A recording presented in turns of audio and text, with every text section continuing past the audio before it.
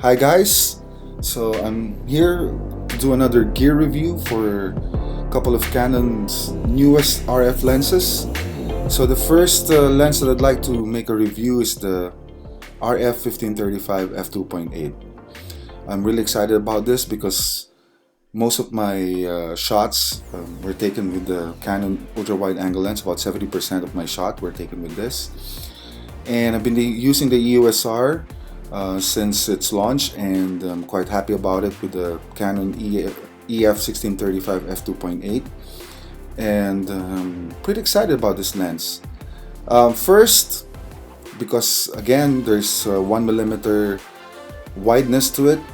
Then second, because of the build quality and also the technology, I think this lens is going to be the sharpest ultra-wide angle lens in Canon's lineup right now.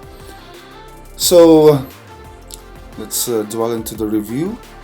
So as you see, this file was taken. This file was taken with the Canon EOS-R and the 1535 RF at f11 1/4 of a second ISO 50. I used the ISO 50 mainly because I didn't want to put any filters and to optimize the image quality. Okay, so I needed 1/4 to blur the water, then to get the shot.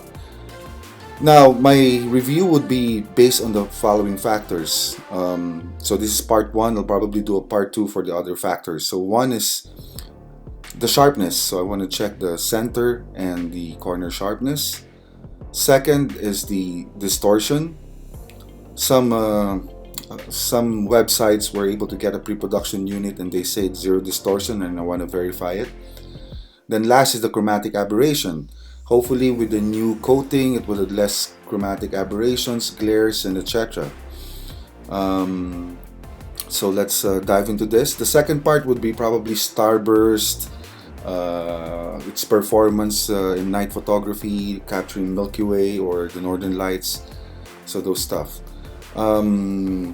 I've been testing it now for like a week and really happy about the results, so let's dive into it. So I'm gonna open this file in Adobe Camera Raw, and I made some adjustments already here. Okay, so just to show you the file, I'm gonna put everything back to normal. Okay, histogram looks good with a little bit of black clipping from here and a little bit of white clipping here. You can easily correct it by moving the highlight slider and the shadow slider. Okay, probably the blacks to reduce it. Okay. Now color and contrast, very good. It's almost similar to the EF 1635 f2.8. I don't see any difference.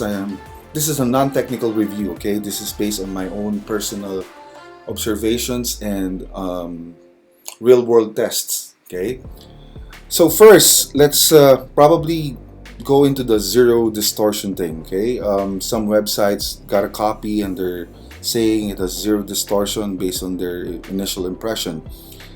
So for me, I think there's still distortion in this lens at 15mm. So there's a 1mm wideness from the current EF 1635. Okay, let's zoom in. So you can see from the branches of the trees and the leaves, they're kind of elongated, especially this part you can see. Okay, so there would be distortion, okay, but very minimal. From what I've seen from the 1635 and the 1535, even with the 15mm wideness, a 1mm wideness, the distortion is lesser in the 15 to 35. Okay, so let's see the other side.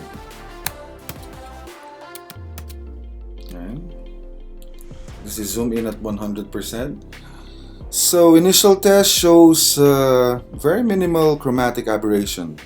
Okay, but distortion is also there. Okay, you can see, but very minimal, especially on this side, very minimal. Okay. Chromatic aberration, there is slight chromatic aberration. I have some other files that shows clearly the chromatic aberration, okay, which I'll show you later. Okay, sharpness. I think this lens is sharper in terms of, especially the center sharpness. I think it's sharper than the 1635 f2.8.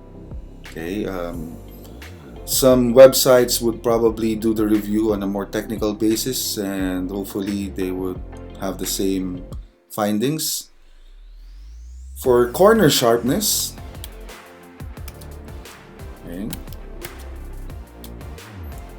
you could see from this side, I'm gonna zoom in 200%. It is very sharp.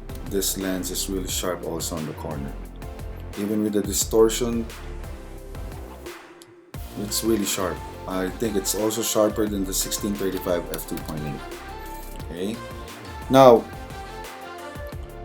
there's no record yet, or there's no update yet from ACR or Adobe Photoshop or Adobe for removing the chromatic aberration or the enable profile corrections. Probably future updates you'd have it, but as you would see, this has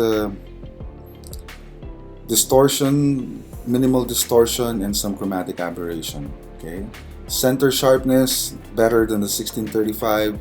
Corner probably the same, but a little bit, well, probably a bit better. Okay, now let's see another file which I'll show you for some of the chromatic aberration over here. So I'm gonna zoom in over here. There we go. Oh.